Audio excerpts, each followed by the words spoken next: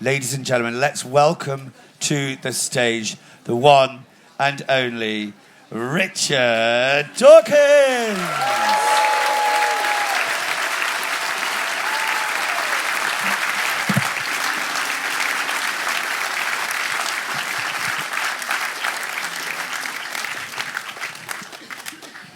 Everyone, how wonderful to see so many people packed into this very small tent. I'm not surprised. Where else would you be? What else could you be doing with your Saturday afternoon at Wilderness? I'm so pleased to welcome you on behalf of Wilderness and also of the How To Academy. If you don't know the How To Academy, what they or we like to do is ask the big questions. And today is really no exception. It's anything but. The question is, as you might have seen, what is the meaning of life? And if that feels like a sort of relatively daunting, quite profound question to try and answer in just an hour, luckily, our guest today has spent much of a lifetime researching and studying that very question. As you just heard, he is, of course, a world-renowned evolutionary biologist. He's the author of a number of books. I'm not going to list them all, but very well known, of course, The God Delusion, The Selfish Gene, which was nominated one of the top 10 most influential books of all time by the Royal Society. So I think it's fair to say he is certainly one of the most well-known and renowned public intellectuals of our age in this country and across the world, and it hasn't come without a fair bit of controversy along the way. So there's a lot for us to discuss, but also questions I'm sure many of you will have, so we'll try and get to those two at the end. Richard, thank you so much for being here at Wilderness. Thank you.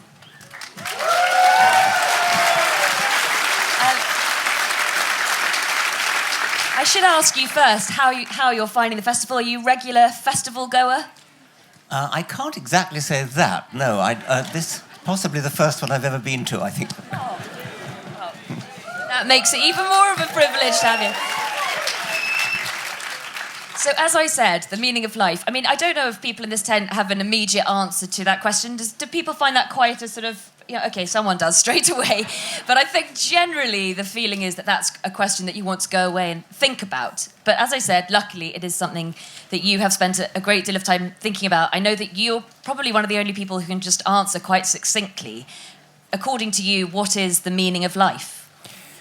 Well, I would hesitate to give my biological answer first because people might run away with the idea that that's the only meaning we have it ourselves. And of course, each of us have our own private, personal meaning of life, which is important to us. And I don't wish to downplay that. As a biologist, the meaning of life is the propagation of DNA.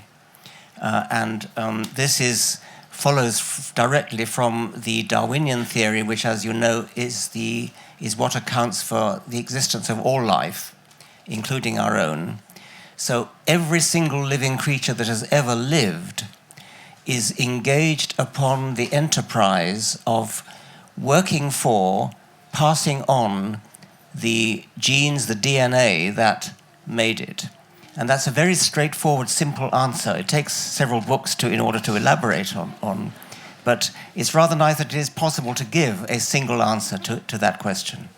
You said at the start that's your sort of biological answer. That's the answer of the evolutionary biologist. And that may sound to quite a lot of people quite clinical and cold, and many people might have been thinking happiness or joy or love, those sorts of things. That's exactly why I prefaced my remarks by saying we each of us have our own meaning of life, and my meaning is very likely different from yours, and so on. And we have to respect those meanings of life. But the biological meaning, I don't think it's cold, I don't think it's hard. You could look at it that way if you wish, but I think it's very exciting. I think it's absolutely thrilling, in fact, that not only life, I suspect, on this planet, wherever in the universe there is life, I conjecture with confidence it will be Darwinian life, and therefore that the meaning of life anywhere in the universe will be the propagation, not of DNA, of course, because DNA is local to this planet, but of something equivalent to DNA, something self-replicating, which is what DNA is. That is the meaning of life, I conjecture, everywhere in the universe. It is certainly the meaning of life here. So if somebody does not pass on genes, but if they don't have children, there's adoption, there's lots of things. I know you've referenced this before. you wouldn't look at them and say their life has no meaning. Absolutely not. No, that's very important to say that. Of course not. We're talking about the meaning of life in general, the meaning of life of a lichen, of a dinosaur, of a brontosaurus, of a kangaroo, of an oak tree. That is the meaning of life from an academic point of view. But as I keep saying, from our own personal point of view, the meaning of life is what playing a musical instrument or writing a book or reading a book or falling in love, whatever it might be. Those I've heard you refer to as sort of sub-goals that slightly distract people along the way. There's the main goal and then there's the sub-goals. Well, you can look at it that way. You can say that the main goal of all life is the propagation of DNA, but in the course of that, animals and plants, animals set up sub-goals, which are things like find prey, hunt for prey, search for a mate, search for a nesting site. Those are all sub-goals, and then you have sub-goals and so on. Well, in humans, sub-goals and sub-goals are exactly things like write a book, which have nothing whatever directly to do with propagating genes, but nevertheless they are set up in the brain. The brain has mechanisms to set up these sub-goals, which in nature would be in the service of the overall global goal of propagating DNA. But as it happens in humans, thank goodness, the sub-goals have taken over. And so we've completely at liberty to forget about the main biological goal. And we are at liberty to concentrate on these sub-goals, which are whatever we choose to make them. Could we go back to where it all began for you? I understand that, like the other very well-known and renowned biologist, Jane Goodall, you had quite a respect for Dr. Dolittle when you were... I love Dr. Dolittle. He had such a wonderful regard for animals, and he was a great naturalist. He reminds me of the young Charles Darwin on the Beagle. I think of, if you read The Voyage of the Beagle, I think he's very much like Dr. Dolittle with his reams and reams of notebooks and curiosity about everything. So yes, I love Dr. Dolittle. I think it was Dr. Dolittle that imbued in me the idea of speciesism, what later became called speciesism, the sort of arrogant placing of humanity on a pedestal over and above all the rest of the living world. When people asked you, when you were younger, did you have the answer ready? I want to be a biologist. No, far from it. I didn't know what I wanted to be. I think I didn't really know what I wanted to be till I got to university. Very late. So we've talked about your sort of idea of what the meaning of life is, but you got to university, you've obviously, as you said, written a lot of books about it. Has there been a sort of driving purpose to your life, mission, in terms of what you've been doing, a thread that underlies it all? I suppose the thread that underlies all my books has been to try to understand and to try to pass on understanding to others. I'm not very quick at understanding, and I think that's one of the reasons why I can explain it to other people, is that I have to work hard at understanding. And if I can understand it, then you can too, and I can then work at passing it on. I think people will be quite surprised. I've heard you say this before, that you're not sort of quick at understanding. I think people might have other ideas about your levels of knowledge. No, I that's not false humility. I may have certain gifts, but speed of understanding is not one of them. I have to work hard at understanding. It's good to know. Okay, good. Human. I think one of the things that certainly has driven a lot of your work, there's the God delusion, but you've also recently written Outgrowing God, which is for a much younger audience. And in those books, you are trying to tell people to move away from a belief in God or a religious belief. I wonder why that's important to you. That's all a part of my science, really. I regard the scientific worldview as liberating and immensely exciting, thrilling, enthralling.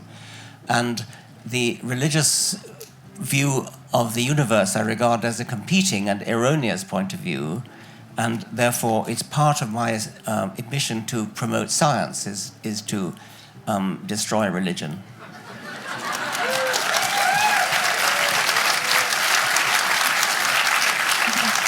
There's actually got a lot of support in this tent, but it is my role to, push back at that a little bit, which is why would you? You talk about religion and fanatical religion, which of course, doesn't have its place and has caused a lot of problems. But why would you sort of deprive someone of the comfort of religion, the community of religion, what it brings to so many people? Yes, comfort is a wonderful thing, and I wouldn't wish to deprive anybody of comfort. If you're comforted by hugging a teddy bear, then you're very welcome to do so, and I wouldn't wish to snatch it away from you. But you are doing that, snatching away. You are attempting to do that. But in your books, trying to make sure that sort of, you've said you'd like to see a society, as you just said, with no religion. So yes, I would. I would like to see religion disappear, but that doesn't mean that I'm going to go doorstepping. I'm not like a Jehovah's Witness who sort of just knocks on the door and says, "Are you unsaved?" Can you imagine that Richard Dawkins on your doorstep? But, the alternative is science. But there's unknowns and knowns in science too. I have huge respect for science, but there's always mystery and myth in everything. And I suppose a lot of people turn to religion to not know everything. And they like that, and they want that uncertainty and that mystery of life. Well, in a different kind of way, scientists like mystery because it gives them something to do. We like to not know because then we go to work on trying to know. What we do not respect is the person who says, "I don't know and I want it to stay that way." And that's a huge difference. So do you feel that, as I just said, in terms of a society that you would like to see, it would be a society with no religions at all, or would you be happy for people to peacefully practice their religion? As you say, if it's their teddy bear, whatever it might be to them. Far be it from me to deprive anybody of anything. So I wouldn't go out of my way to deprive people of anything. But I think the world would be a better place without religion, for various reasons. If you were in a sort of position of power, not knocking on people's doorsteps as a Jehovah's Witness, but if you had a role in sort of public life, in government, what would you do to start bringing that sort of a worldview around? I would hesitate to use any kind of dictatorial power over anybody. I would wish to persuade rather than dictate. So, although I might, if you're talking about, say, I was in government or something. Yes, if you had a role for religious, getting rid of religion in government. For a start, I would not get rid of religious education. I think religious education is very important. I've often said so. It's very important that people should learn about religion, because religion is so enormously important in the world. You can't understand history, you can't appreciate literature. In all sorts of ways, you need to be educated in the existence of religion and all different sorts of religions, because it is so important. But what I would wish to oppose, I think, would be faith schools which are tied to one particular religion, where what they do is to tell a child, you belong to such and such a religion, you are in a Catholic school, you're in a Protestant school, you're in a Muslim school, therefore this is what you believe. That, I think, is wrong. What you should be telling the children is think for yourself. There are various religions in the world. These people believe this, these people believe that, these people believe the other. There's science, there's all sorts of different things that people believe. You can make up your own mind. So don't ever be indoctrinated. Don't be told what to believe. Don't be told what to think. Be taught how to think.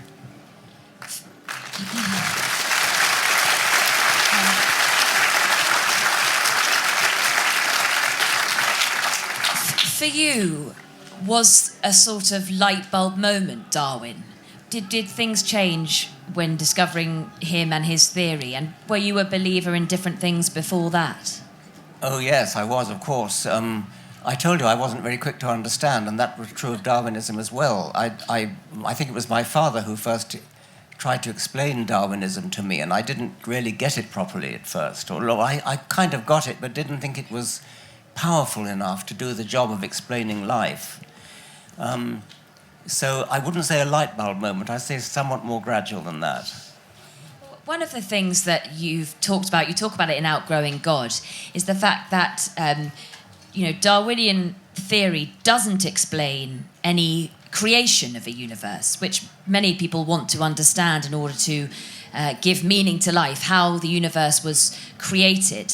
So how do we account for leaving that a myth and a mystery? Do you have any more ideas about that than when we last spoke? What I would have meant by that is that I'm a biologist, and biology takes over when life begins, which was about maybe 4 billion years ago on this planet. As for how the universe began, that's a matter for a physicist, which I'm not. I am a lay reader in books of physics, like many people here no doubt are, and so my understanding of physics is not particularly profound.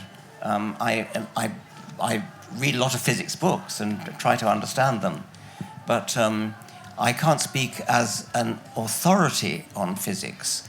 I can possibly answer any particular question you might have as though I was a physicist, but I'm not.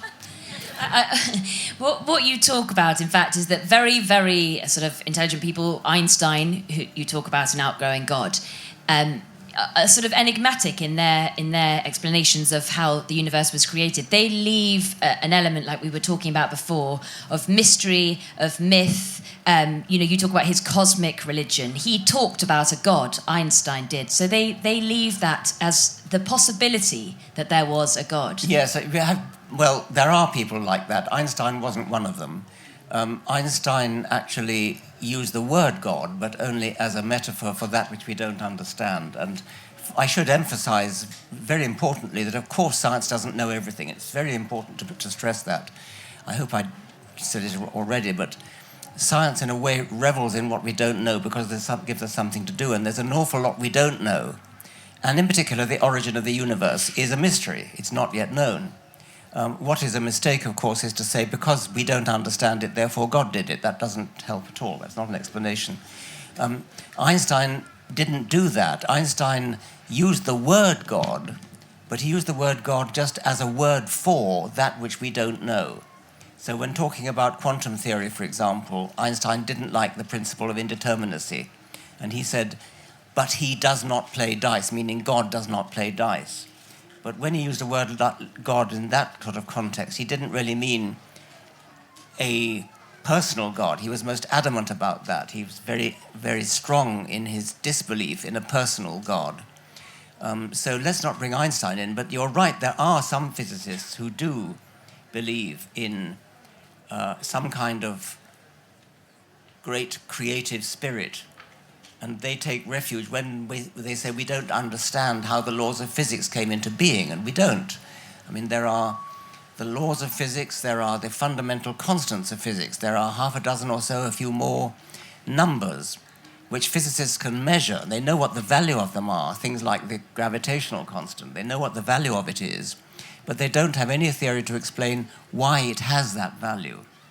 And there are a few physicists, not many, who resort to a divine creator to explain who set the fundamental constants. If you think of them as a set of dials, a sort of knobs that you can twiddle. So they would resort to a divine knob twiddler who sets up the... Thank you. Who twiddles the knobs to get exactly the right value of the gravitational constant of the weak force, the strong force, and all the other half dozen or so forces. Now, we don't know how those constants were fixed, and there are a few physicists who resort to a divine creator to twiddle the knobs and fix those values. There are others who say, we just don't understand yet, and there is a third group, and probably the majority of physicists, who say, this universe is just one of many universes, a multiverse of universes. And in the multiverse, there are billions of universes which all have different values of the fundamental constants. And only a tiny minority of those universes have the exact correct values of the fundamental constants, such as to bring galaxies and planets and stars and chemistry and life into existence. And of course, we have to be in one of that minority of universes because here we are talking about it. That's the Anthropic Principle. And that's probably what the majority of physicists say when challenged to explain why the fundamental constants are, so to speak, fine-tuned, or so they say, fine-tuned, to bring galaxies and stars and chemistry and life and ultimately us into existence. The Anthropic Principle. I think you probably explained it very well, having said you're not a physicist. And in my defence, Einstein, it was you who says offers scant consolation to either party because his cosmic religion and sort of distant deistic God fits neither into the agenda of religious believers or tribal atheists. So I was sort of getting at that with him. With Einstein? Yes, that's why I brought him into the subject. But let's move on from the creation of life to the end of life, because it's fascinating to hear your thoughts on that. I've seen in a recent interview you did with The Times that, not to be morbid, but you've chosen the eulogy, your eulogy, and it's the first lines of your 1998 book. Shall I read those, or do you want to? Yes. I think it's from Unweaving the Rainbow, Science, Delusion and Appetite for Wonder. We're going to die, and that makes us the lucky ones. Most people are never going to die because they're never going to be born. So is death something that you don't fear, and what do you feel death is, I suppose, or happens? The point about that quotation, which, as you say, I wish to have read at my funeral, is that we are amazingly lucky to be here. When you think about the...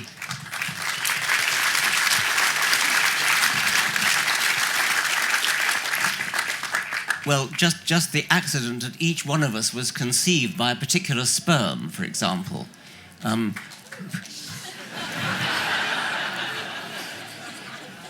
Aldous Huxley wrote a poem about that, which I'll try and remember. A million spermatozoa, all of them alive, out of their cataclysm but one poor Noah dare hope to survive. And of that billion minus one might have chanced to be Shakespeare, another Newton, a new Donne. But the one was me. Shame to have ousted your betters thus, taking ark while the others remained outside. Better for all of us, froward homunculus, if you'd quietly died.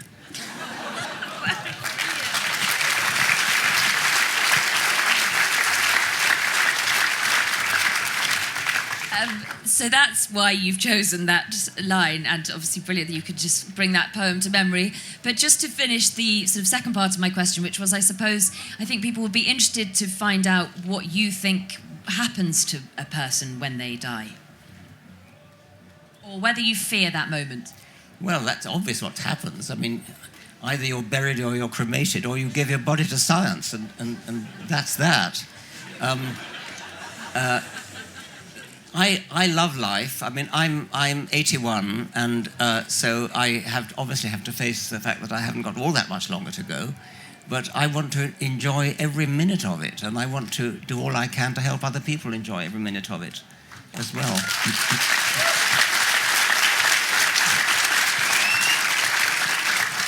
When you talk about loving life and we're lucky to be here, I think of one of the books that you've written recently that people might not have had the chance to read, which is your Flights of Fancy book. Yeah. This is about both humans and some extraordinary explanations of how animals fly and why they do, with the most beautiful illustrations. It's a really beautiful book. And I've heard you actually in a previous How To Academy interview with Robin Ince describing just some of those extraordinary ways in which animals have adapted themselves to fly. And I think we should sort of treat the wilderness audience to some of your choosing. So perhaps squirrels and some of the others that you described. Well, this is a short book. It's an illustrated book, as you say. It's illustrated by Jana Lentsova, who will be signing books with me, by the way, afterwards. We're signing the book together. And it's all about the different ways in which the laws of physics have been overcome, well, not overcome, have been exploited by animals and humans in getting off the ground, in defying gravity. You mentioned squirrels. Well, presumably you mean the so-called flying squirrels, which are squirrels which have a flap of skin stretched from the arm to the foot, from the hand to the foot. And they live in the forests of Africa and Southeast Asia, and they climb up high trees, and then they launch themselves into the air and glide maybe 100 yards, a gentle glide down to a lower tree. And it's tempting to think that this may be how true flight got started. True flight, of course, is staying in the air indefinitely. These squirrels don't stay in the air indefinitely. They stay in the air for maybe half a minute. And interestingly, there are also marsupials in Australia that do exactly the same thing, and you'd be hard pushed to distinguish between them. They look almost exactly the same. They do the same trick of, in this case, the eucalyptus forests of Australia, and they launch themselves off high trees to lower trees. Then there are so-called flying lemurs that do the same thing. They have a membrane of skin, kind of more or less a parachute, stretching from arm to foot to tail. There are flying lizards that do the same thing with their ribs. They stick their ribs out, and a flap of skin is connecting the ribs, so they're gliding with their ribs. Flying frogs that have a membrane stretched between their fingers and toes, and they also do the same thing. Then, of course, we come to bats, which really do fly properly, and which stay in the air as long as they want to. And birds, of course, and pterosaurs, pterodactyls, all extinct, but magnificent flyers, if only we could have seen them today. What about the poor ant that only gets to fly once? Why does nature... Well, yes, queen ants have wings. Worker ants, as you know, don't have wings. They just run about. Queen ants have wings. They only use them once on their mating flight. Male ants also have wings on their mating flight. And when a queen has mated, she lands on the ground and bites her wings off, and then burrows underground and starts a new nest. So this is an illustration. It comes at the beginning of the chapter on, which is called, If Flying is So Great, Why Do Some Animals Lose Their Wings? And queen ants are a particularly dramatic example of this, because they not only lose their wings in evolutionary time, they lose their wings in real time. They bite them off or pull them off.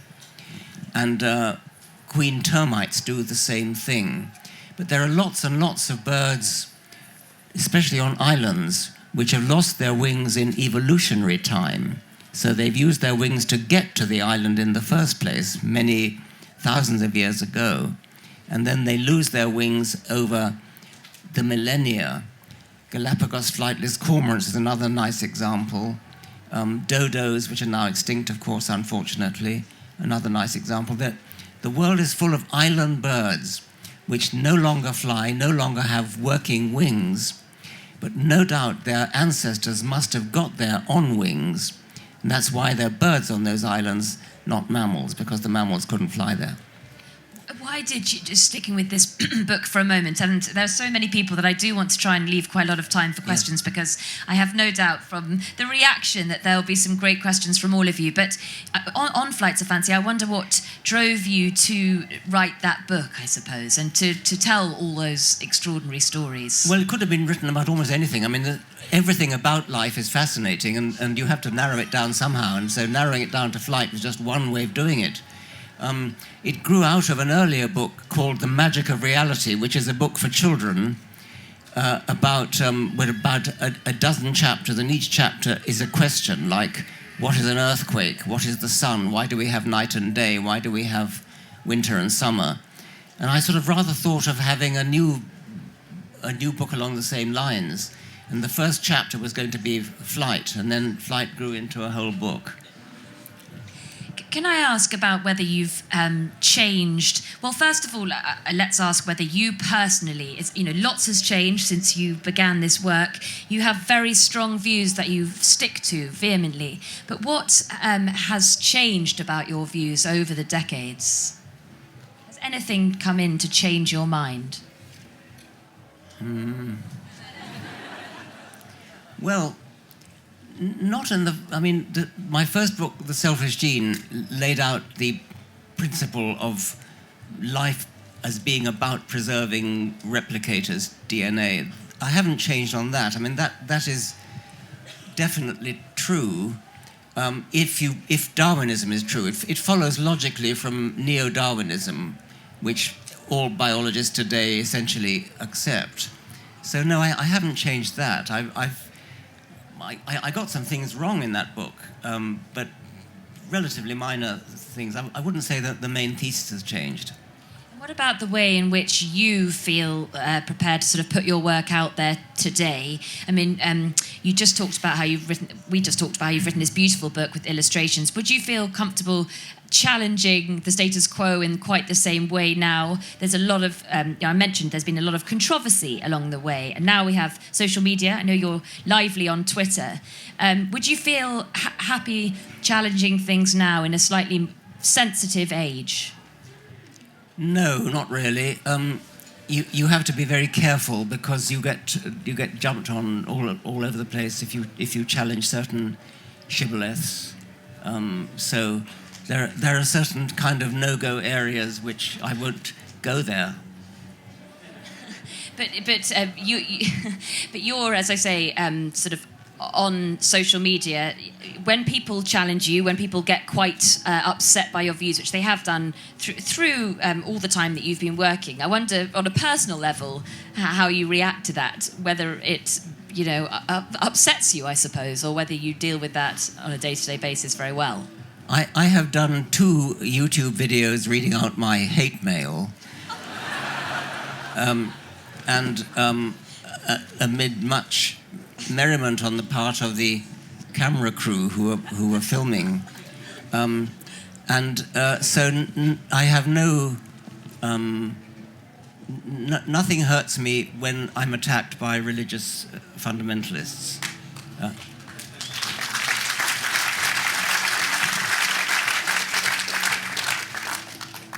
Didn't know if you were going to go on. No? I don't like being attacked by my own side, put it that way.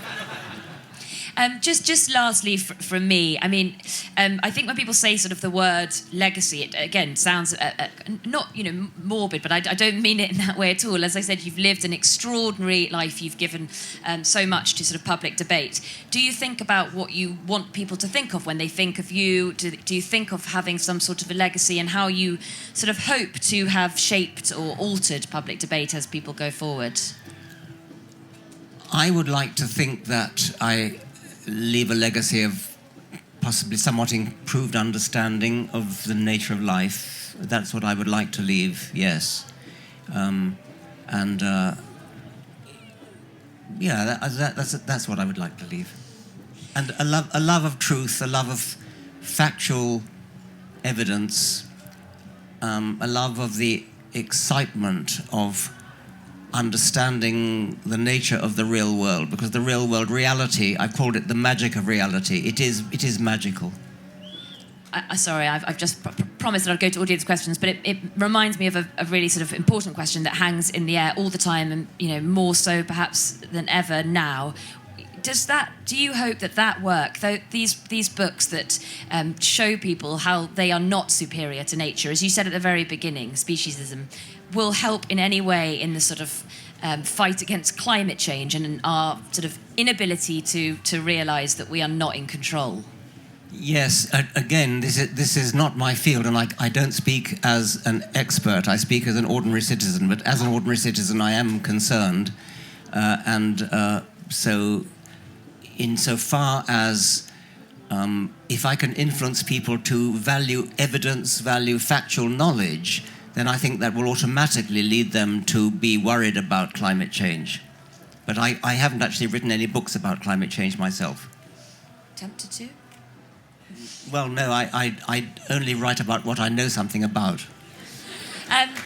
Does anyone? I mean, I'm sure there are masses of questions. There's a roving microphone, so what we'll try and do is get to as many as possible. Yes, brilliant. Okay, so where's the microphone? If someone could just show me where the mic is. There. Could you? That lady there with the hat? Yeah. I think there was an experiment that we run over mouse over multiple generations, and at some point they stopped reproducing. And also, I think in lots of rather advanced countries, you see birth rate dropping. So how do you explain the fact that at a certain point, people actually give up this willingness to reproduce? Could you hear the question? I'm not sure I got that. How do I explain how we develop the willingness, how animals in general develop a willingness to reproduce? No, so I think maybe I'm not 100% right in statistics, but basically in many developed it's almost like the more developed a country is, the lower the birth rate is. So how do you explain that people give up this desire to reproduce if the gene is so predominant? I don't care about people.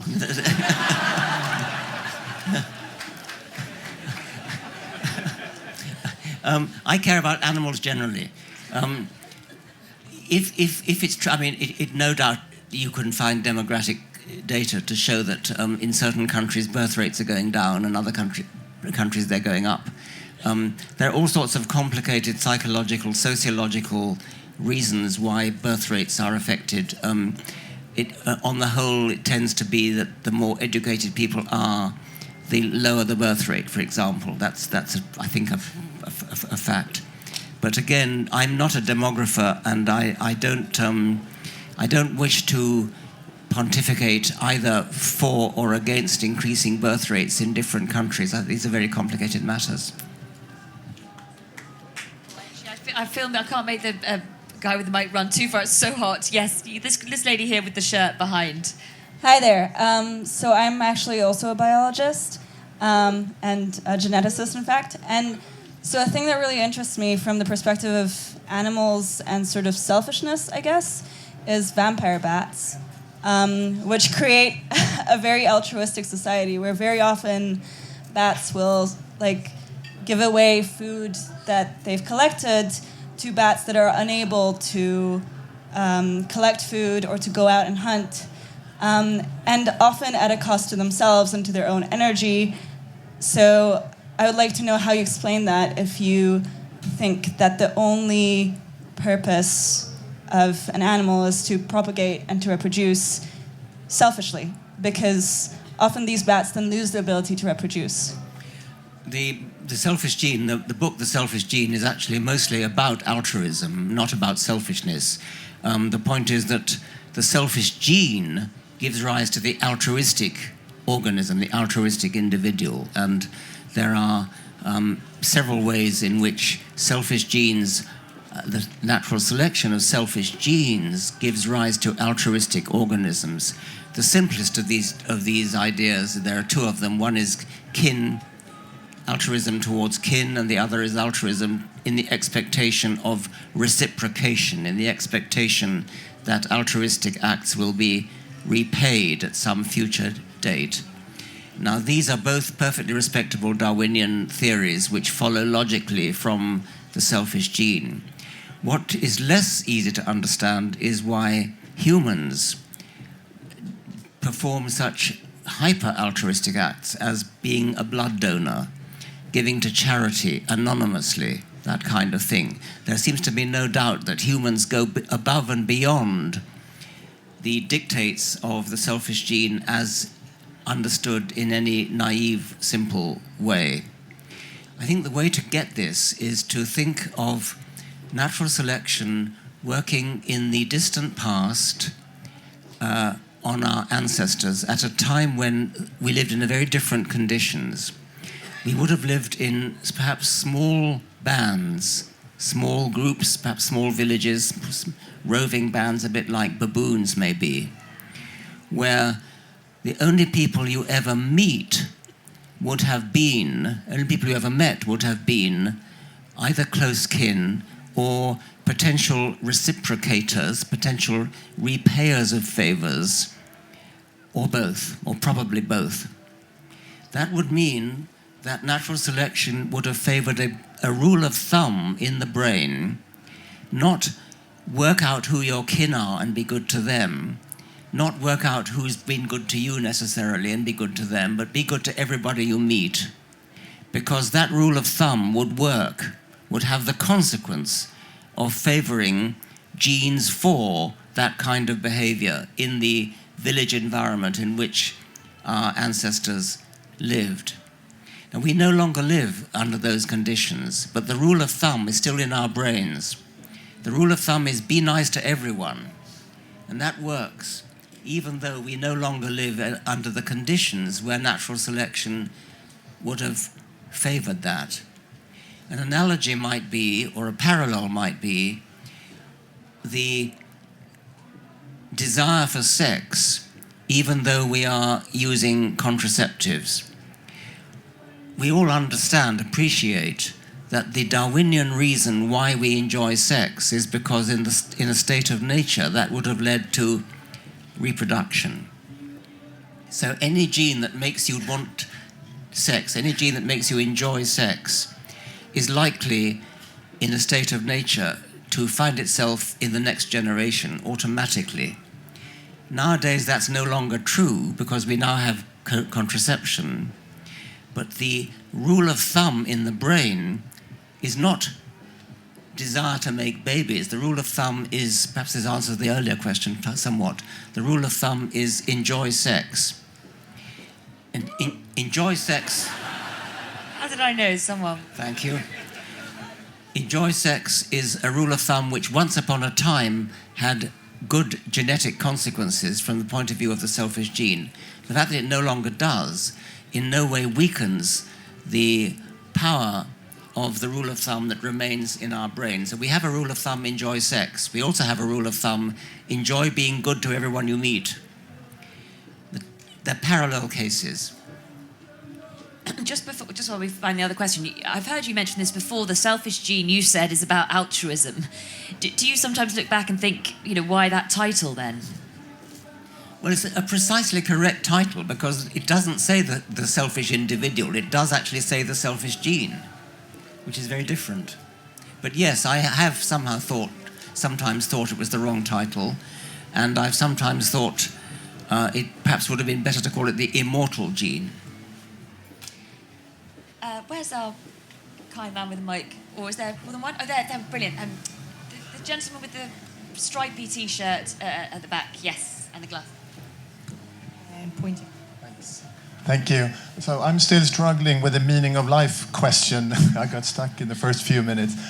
So if natural selection and neo-Darwinism is a fact, and probably in the whole universe, as you say, but how does that make it meaning?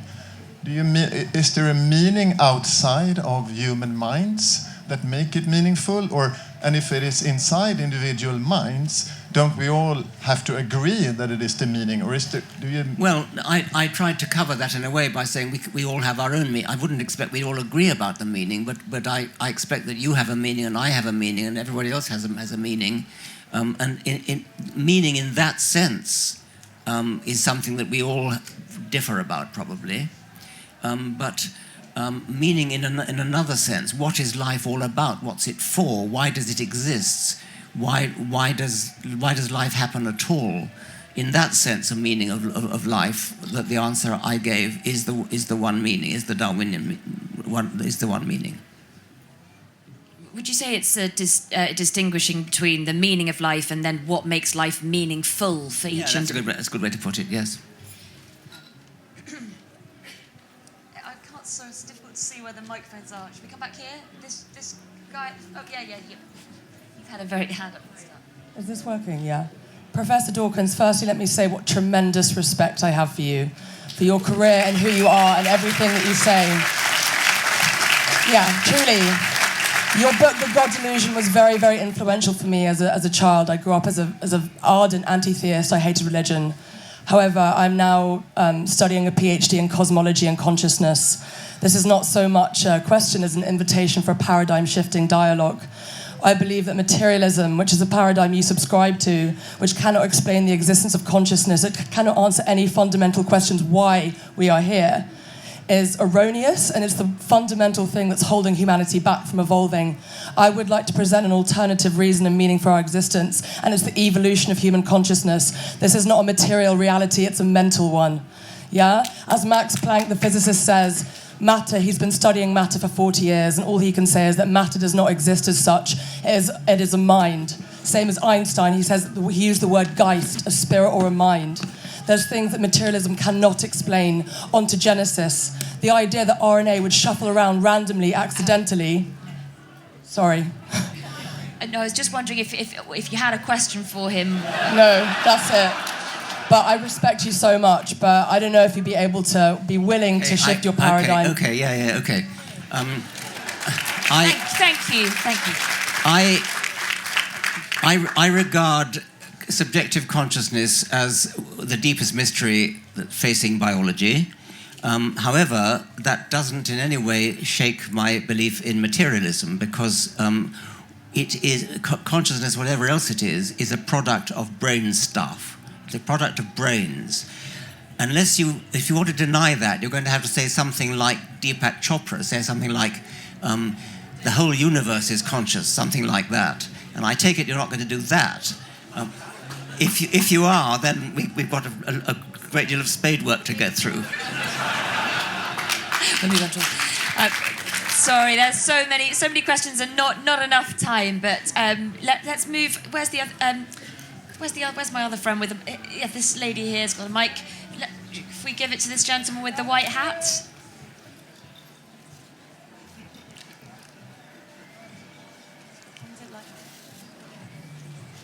Hi. Ignoring religious fanaticism, why do you think, as a scientist, that so many million people over the decades and millenniums have got it wrong on religion? Childhood indoctrination, mostly.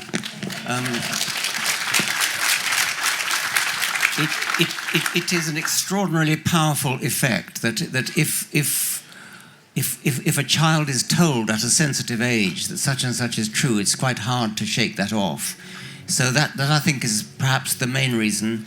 And also, it is a big puzzle. I mean, you look around you, the beauty of the world, the complexity of the world, and you think to yourself, how did this all come about? And we are so used to the idea that complicated things have a designer, because we're surrounded by machines which have designers, and so it's a fairly natural thing to jump to the conclusion that when you see a tree, when you see a lion, when you see an antelope, when you see an eye, it looks as though somebody designed it. There's no doubt getting away from it. It overwhelmingly carries that illusion, I would say, of design. And this explains why it took until the middle of the 19th century until anybody tumbled to the alternative explanation, which is that there really is a non-designer explanation for the apparent existence of design. It's a very hard thing to grasp, and even when Darwin came along with the theory, it took a long time for people to accept it. I'm mystified in a way by why it took so long, why it had to wait until middle of the 19th century, and clever people like Newton and Aristotle and Hume didn't get it. It was left to two travelling naturalists, Darwin and Wallace, to get it. Found a microphone over this side. Good, yes. We'll have this gentleman here in the hat and then come to you, yeah. Can we go right back to the beginning? You talked about life as something which is a replicative process. Could you talk a little bit about what would have to be true for it to emerge in something that's not fundamentally the biology that exists today on Earth, whether in artificial biology that we create or in information systems and so on? That sounds like a most interesting question. I'm not sure if I quite got it. Don't give up the microphone. I'm not quite sure I got it. So you talked about life being a replicative process. Yes. Could you talk a little bit about what would need to be true for it to be manifested in different systems than the biology that exists on Earth today, whether off this planet or in information systems or artificial biology? Yes, I think anywhere in the universe and anywhere in artificial systems where high-fidelity, self-replicating information which has some power over its own probability of being replicated comes into existence, that is a recipe for Darwinism and ultimately life. it's an interesting question whether it has to be digital. On this planet, it is digital. DNA is highly digital. I suspect the answer is yes, it probably does have to be digital. Then you might ask supplementary questions like, does there have to be sex? Does there have to be some kind of recombination of the digital information rather than just replication? Does there have to be a reshuffling of some sort? These are all questions which come under the heading of artificial life and exobiology, those sorts of which are very fascinating sciences of speculation, which I am interested in.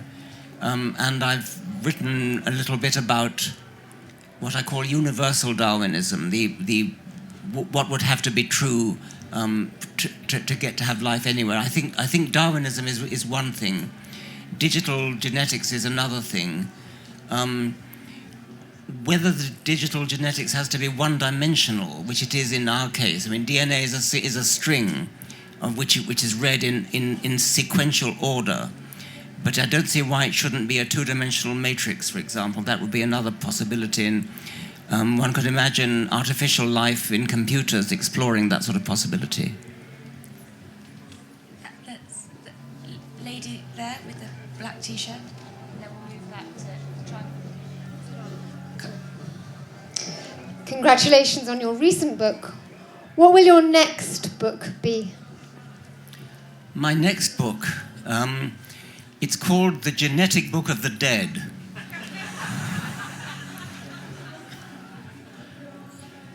Is it really? The title might be the best part, I think. It is a little bit hard to summarize, but the idea fundamentally is that if you look at an animal or you look at its genes, you can read the animal as a text describing the ancient worlds in which its ancestors lived and were naturally selected to give rise to it. Hope we'll be back here next year to tell us more about that. This gentleman here in the brightly brilliant shirt, is there a mic near him? Time for one or two. Thanks for the fashion compliment. Made me feel really good. Hello, everyone. Do you think religion is a distinctly human schism and so therefore is unnatural? Or have you seen or observed within nature other animals that may, I don't know, I'm thinking like, are there ants that create circles in the ground that you could maybe see as they are creating a deity or an idea of something outside themselves, or is it an unnatural human schism? I'm not sure about the word natural, but I don't think you'll find it in any other species. I think it is a probably uniquely human thing, a universal human thing, I should say, because I think anthropologists will tell us that all human cultures have religion in one form or another. I think it's probably there are no exceptions to that. So it is a thoroughly natural thing in humans. Doesn't make it good, though. But I suppose the next part of his question was whether you have identified anything in animal groups that sort of comes close to that idea of I religious can't think communities. Of anything. There are anecdotes about elephants respecting the dead and that kind of thing, but that doesn't have to be religion. You can respect the dead without being religious. Let's try and get this gentleman here in the hat, and then you in the front row, and then you. That will be the next one. Sorry, I didn't see you there. Hi, Richard. I've read a few of your books and listened to a few podcasts. One podcast in particular with Sam Harris. He's keen to get you to try psychedelics. One, because it'd be quite funny, but two, because he thinks you might change your mind on certain things. So my question is, you said it yourself, you're 81 and you're not fearful of death. Are you going to try them?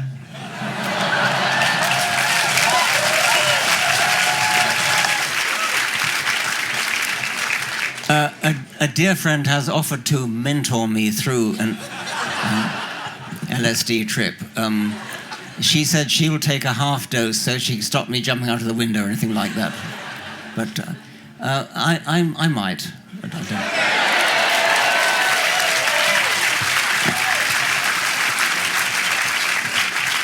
See the sort of audience we've got here.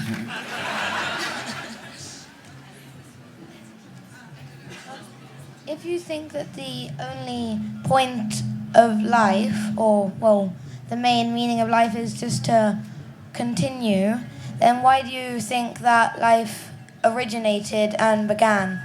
Very good question. Thank you.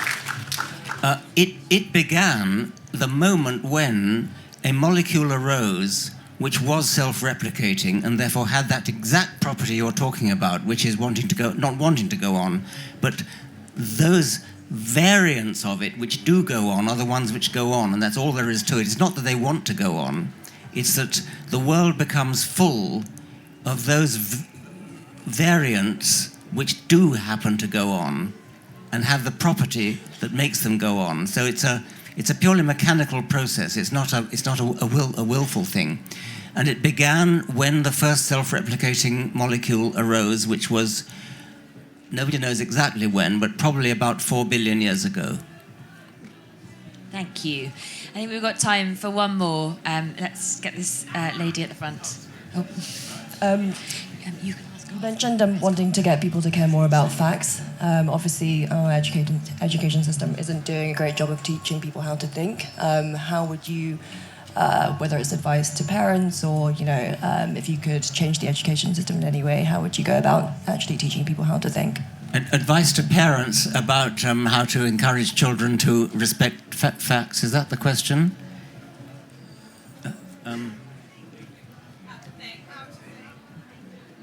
Yes, that's what you were asking, weren't you, in schools and to parents, like how to...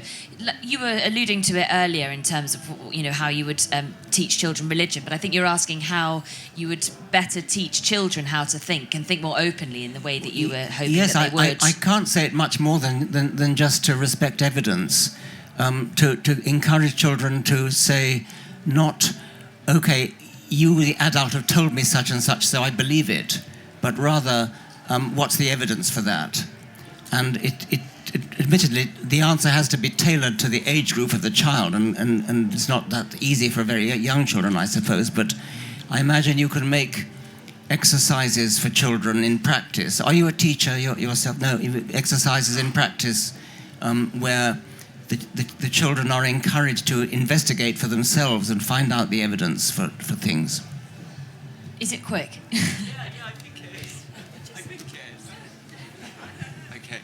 I was really interested because I couldn't find any information anywhere about this, but do you think sexual fetishes are a spandrel? As in, I don't know if it's a evolutionary biological question. I think it is partly. Sexual preferences, did you say? No, fetishes, like a foot fetish. Is it a spandrel?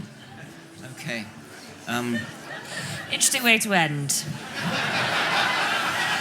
A spandrel, he asked a question about whether sexual fetishes are a spandrel. A spandrel means, it's a word that's crept into the evolutionary literature. If you look at Gothic arches in churches like King's College, Cambridge, you see in between the arches there's a kind of triangular bit which is not doing anything, but which has to be there because otherwise you couldn't have arches. It's just a gap between the arches.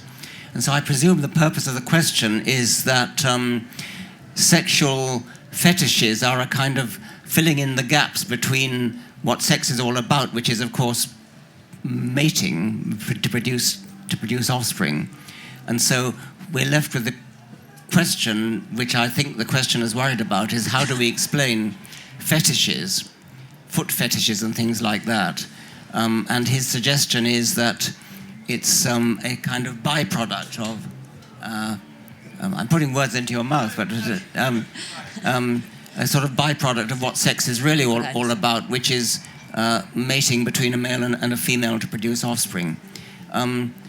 Yes. you very much. Thank you for brilliant questions, everyone. Richard, thank you very much indeed.